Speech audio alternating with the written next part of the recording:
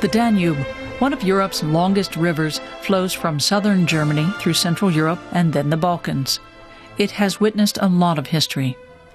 Here at the border between Romania and Serbia, a number of different cultures meet, if they are not swallowed up by water. Like Ada Kaleh, the island of the Turks in the middle of the Danube. When a dam was built downstream more than 40 years ago, ENGÜR AHMET lost his home.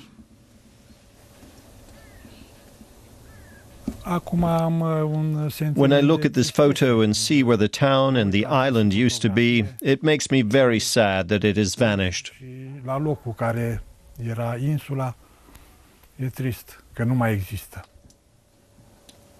The island is now under 40 meters of water. Gone are centuries of checkered history. Memories are all that remain.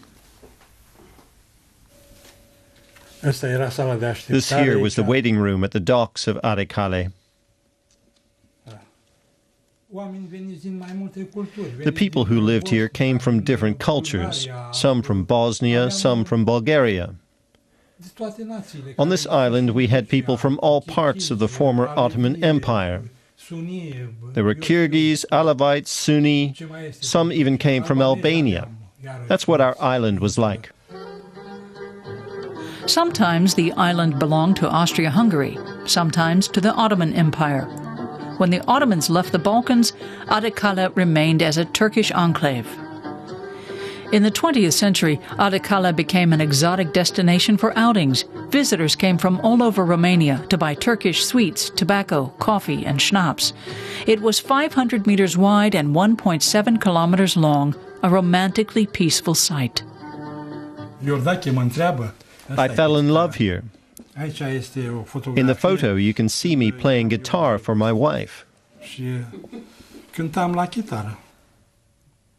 That love has survived, along with the Turkish culture. You just have to say whether you like it sweeter or more bitter. He's referring to the Turkish coffee. What also remains is the Turkish language. We accompany ENGÜR on a visit to a friend from his youth, DURGUT HUSREF. Only about 10 former residents of the island still live on the shore nearby. I cling to these memories.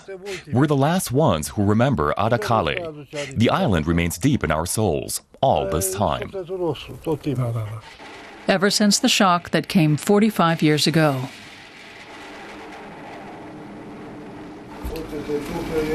Take a look at this cruelty. I've seen it often enough. In 1967, the Romanian army destroyed the houses of the 500 island residents. Some resettled on the shore of the Danube, but most moved to Turkey. Explosives and tanks against centuries-old traditions.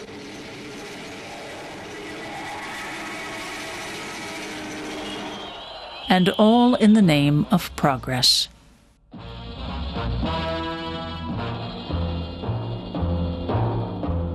A dam was built for hydroelectric power, and a huge reservoir covered Ada Kaleh.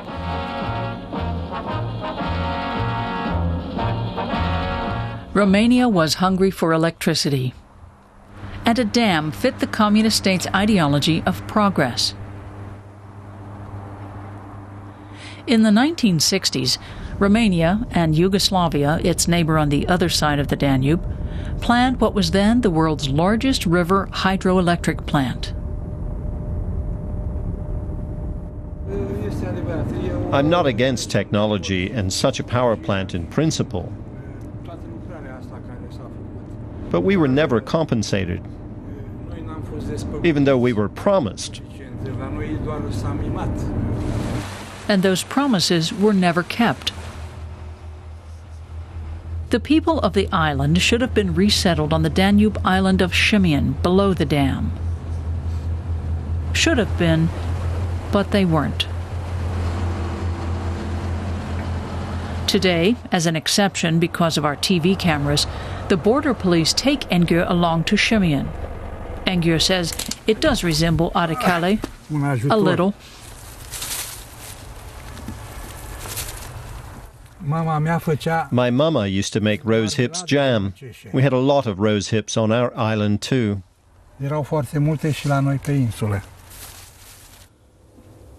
The dream was that Simian would become just like Ada Kaleh. Even the old fortress of Ada Kaleh was carefully dismantled, stone by stone, and in part rebuilt on Simian.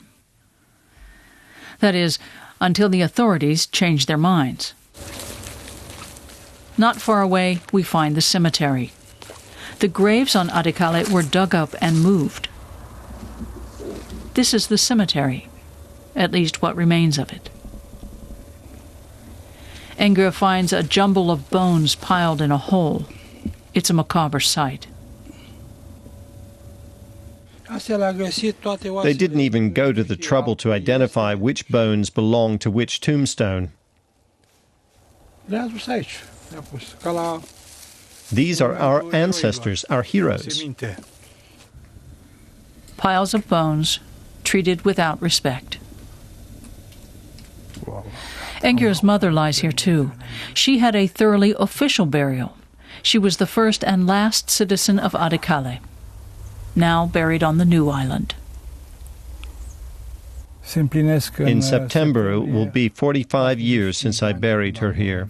May God grant her peace. A peace ENGÜR has yet to find. Just restless memories of Ada Kaleh, its people, their history, and an island in the Danube.